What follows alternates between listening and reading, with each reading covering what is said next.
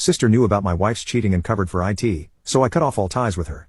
Now she has failed, and parents are forcing me to help her. If you don't help your sister, we'll disinherit you. So I told them.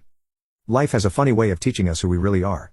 2 years ago, if you'd told me I'd be where I am today, successful, independent, and completely estranged from my family, I would have laughed in disbelief. But here I am, and it's quite a story to tell. I'm Liam, and back then I was working as a manager at TradeSync Solutions, a mid-sized trading company. I was good at my job, but like many men in their late 20s, I was starting to feel that societal pressure to settle down. I had a decent career and a small circle of close friends. My family consisted of my parents, who I was close to at the time, and my older sister Mia, who was 2 years my senior and had always been the golden child of the family. Mia and I had grown up together in suburban Boston, sharing the typical sibling rivalry, but maintaining what I thought was a solid relationship. She was always the more outgoing one, the life of the party, while I was more focused on my career and building a stable future. Our parents doted on her, and I had learned to accept that as just the way things were in our family. It was at Jack's housewarming party, one of those gatherings where friends of friends mingle over cheap wine and supermarket cheese, where I met Tanya. She was charming in that understated way that sneaks up on you, with dark brown hair that fell slightly over her eyes and a smile that made everyone feel like they were in on some private joke. We got talking about our shared love of true crime podcasts, and before I knew it, 3 hours had passed. We exchanged numbers that night, and within a week, we were texting daily. Our first date was at a small Italian restaurant downtown, where we talked until the wait staff started giving us pointed looks about closing time. The second date turned into a third, then a fourth, and before I knew it, we were spending every weekend together. Tanya was different from the other girls I dated. She seemed more mature, more focused on the future. 6 months into our relationship, we started talking about moving in together.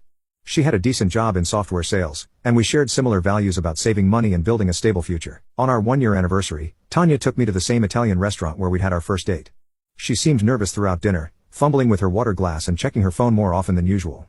Just as our dessert arrived, I got down on one knee beside our table, pulling out a small velvet box. My heart was pounding so hard I could barely say the words, and she finally said yes.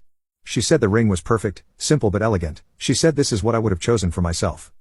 As other diners applauded and congratulated us, I felt like I was floating on air. The weekend after our engagement, I brought Tanya to meet my family. I was nervous. My parents could be pretty judgmental, and Mia had a way of either making people feel instantly welcome or completely uncomfortable. There was usually no in between with her. Mom opened the door before we even reached the porch. "There's my baby boy," she exclaimed, pulling me into a hug before turning to Tanya. "And, you must be the woman who's stolen our Liam's heart." Dad and Mia were in the living room watching a football game. Mia jumped up immediately, extending her hand to Tanya.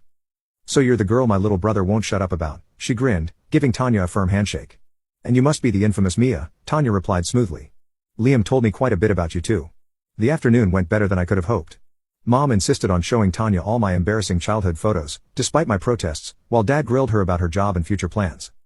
To my surprise, Tanya and Mia hit it off immediately, especially when they discovered they supported the same football team. Finally, Mia exclaimed during dinner, throwing her arm around Tanya's shoulders. "I've been dreaming of having a sister forever, but all I got was this troublemaker." She pointed at me with her fork. I stuck my tongue out at her.